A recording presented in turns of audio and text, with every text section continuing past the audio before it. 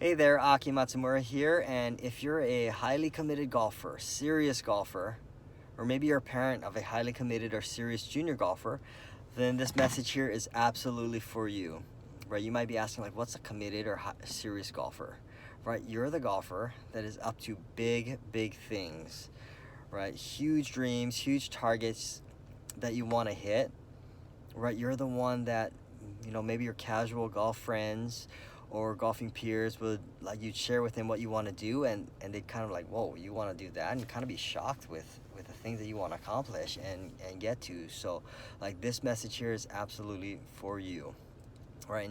And so if you find yourself, right, you're practicing a lot already, and sometimes you find, like, man, I'm working on everything and I'm doing everything, and it just doesn't seem to be getting better, right? Or maybe you're doing great, but, like, there's another level you can take it to, and you just don't know, like, how to optimize what you're doing, and there's just no more time for you to spend, and no more things for you to do, or at least that's the feeling that you have.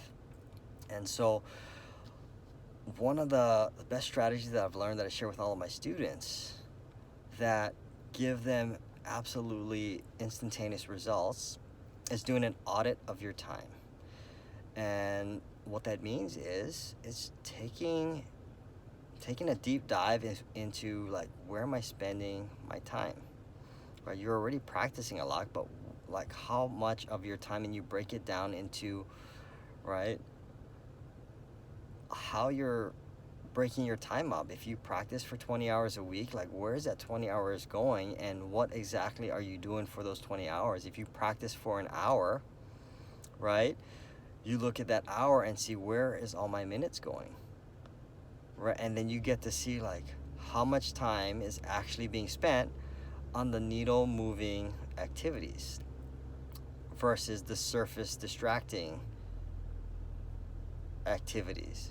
And so what that means is, there are things that you're going to do, in your practice, in your training, with your time, that's absolutely going to get you and move you forward and closer, faster towards the big goals that you're hitting. And there are things that you're doing that won't even move you at all, right? And so when we start to look at that, you're either categorize them as the needle moving activities or the surface distractions. And if your time is going more towards the surface distractions than the needle moving activities, then it gets you to see. It gets you to see something that you were missing. It gets you to see that it's not about adding more time, right? The most common thing that most of my students come into is, like, I just don't have time. Like, how do I add more time? And how do I make it where I can sustain it?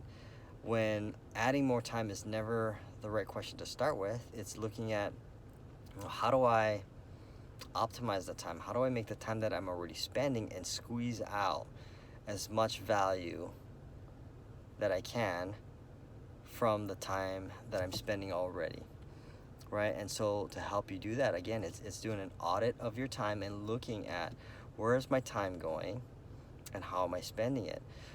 And I had a student that came in a week ago, and we had a conversation, where 2 weeks ago, and we were having a conversation on, like, she's been struggling off the tee, and she knew that, man, if I could get off the tee, and she was shooting in the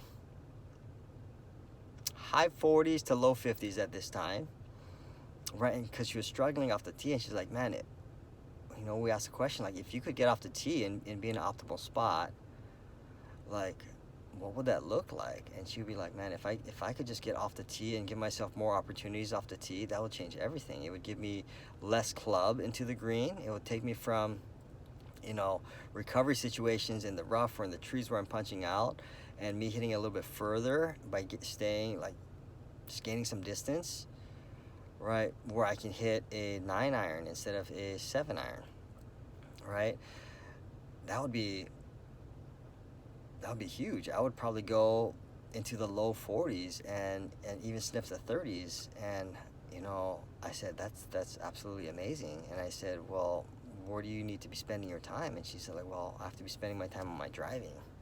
And she came out and said, so I said, like, we did a little audit of her time, and I said, how long have you been working on your driver? And she was like, I've been working on it for the last 2.5, 3 weeks, and I really haven't been seeing that much improvement. Like, I hit it a little bit better, but when I get to the course, like, it's still getting very, very similar results, and the changes just aren't happening very much, right? And I'm shooting the same scores, and the scores aren't going down.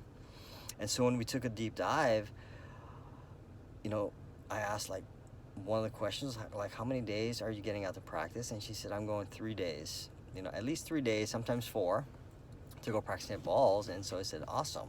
Out of those, 3 days that you get out there, how much time are you spending with driver? And she's like, well, I'll hit balls for about an hour, and I'll spend about 20 minutes hitting the driver every single time. I was like, man, that's amazing, right? And as we dove deeper into, like, that 20 minutes hitting a driver, I'm like, what are you working on hitting your driver? And like, the concept and the swing thoughts and the technique, like, it's been there, it's never been changing, right? She's working on it, and it came out in about 15 to 20 minutes that she's hitting the balls. Like, take me through what that looks like. It comes out to anywhere from about 12 to 15 balls that she would hit in about that 15 to 20 minute span. And so, again, as we understand, like, taking an audit of your time and what you're doing is the realistic truth. Like, if you're spending 20 minutes, it sounds great because it sounds like it's balanced within, but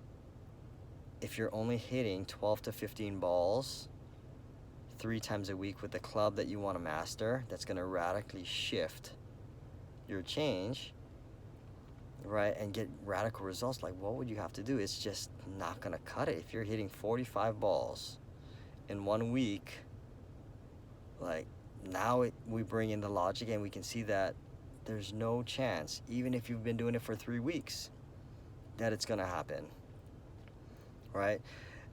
And so it starts to ask the question is, like, what would it take for you to see major results very, very quickly? And she's like, well, if I hit a minimum of 50 golf balls with my driver, working on it intentionally, then it would be like, each time I went out, that would make a huge deal. So, like, the simple shift of not even adding more time is then she started to add minimum of 50 balls, right? And as she practiced, it became addicting, because now she starts hitting it better on the range, investing more of the time that she has towards that club, and then she starts hitting 50, 60, 70 balls, right, per session with the driver, and just cleans up the rest with some maintenance and really low impact work on the other stuff, because the big needle mover is the drive, right? And so here's the crazy thing, going from the high 50s, and in 2 weeks, 3 days a week, just making that little micro shift,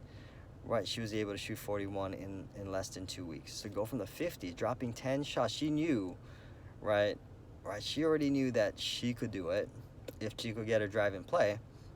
And so that simple little micro shift of looking at, like, it made her realize, man, I've been wasting my time, because 12 to 15 balls just won't do anything, right? And so it's really diving in and looking at for the result that I really want, like, what needs to happen in my practice session, what needs to be happening at the end of the week, so I can determine if I'm getting better or not.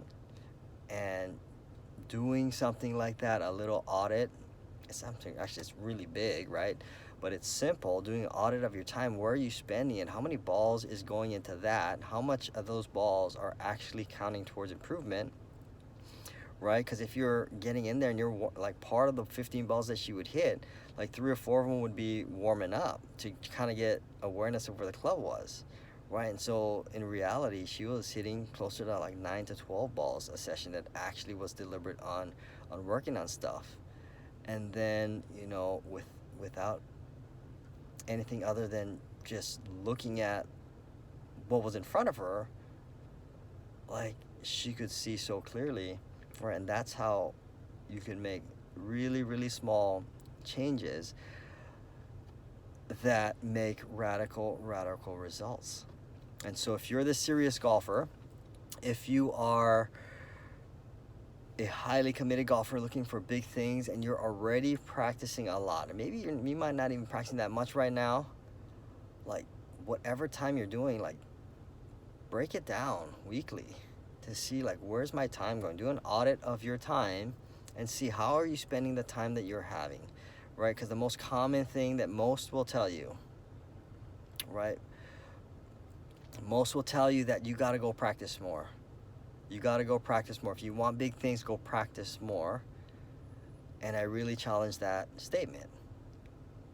Why practice more if the quality of your practice and the intention of your practice is not maximized, right? So I challenge you to do that audit of your time. Even if you can, you go out and practice for 30 minutes, like how did you spend that 30 minutes and how much of that time went towards your improvement of the needle moving activities? All right, so again, if you're highly committed, serious golfer, want really, really massive results, you're already practicing, I know you care, I know you really want it, go ahead and do an audit of your time and see huge, massive, massive results come piling in. All right, you guys take care.